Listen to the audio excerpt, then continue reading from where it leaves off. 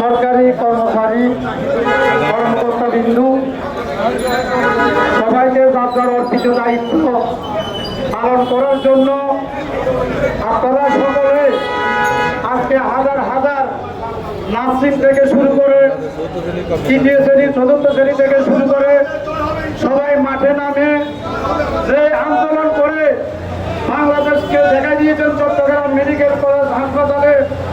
এইটা ইতিহাস হয়ে আপনাদের কাছে দাঁড়িয়ে থাকবে ইনশাল্লাহ।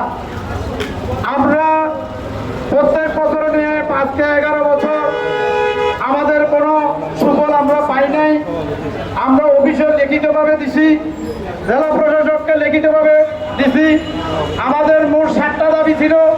7টা দাবির ভিতরে মহার্ঘ ভাতা, সিলেকশন গ্রেড, উচ্চতর গ্রেড, তুলা ভাতা, টিফিন ভাতা, আমাদের সবগুলো ভাতা মিলে আমাদের প্রধান উপদেষ্টার কাছে আমরা বারবার ধর্ণা ধরেছি, তার বাদ দিয়েছে।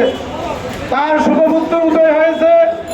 উদয় হওয়ার পরে আমাদেরকে বলছে যে নবম পে স্কেল আমাদের সকল কর্মচারী এবং কর্মকর্তাকে দিবে। সারা বাংলাদেশের 15 লক্ষ কর্মচারীকে উনি খুশি করিয়েছে। খুশি করার বিদায় আমরা সুভয়ে বসে রয়েছি। উনি সুন্দর একটা আমাদেরকে সুফল দিয়ে গেছে। আমরা সারা জীবন ডক্টর ইউনূস সাহেবকে স্মরণ করব এবং সম্মান করে লিখে রাখবো।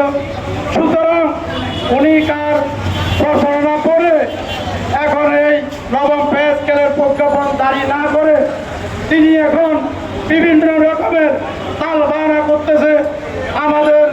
আমাদেরকে সুখে শান্তিতে চাকরি করার জন্য দিচ্ছে না। আমরা আজকে চাকরিতে থাকার কথা, আমরা আজকে মাঠে ঘাটে নামি মানুষের পিছনে ধর্ণা ধরে রাস্তাঘাটে আমরা কর্মসূচি দিচ্ছি।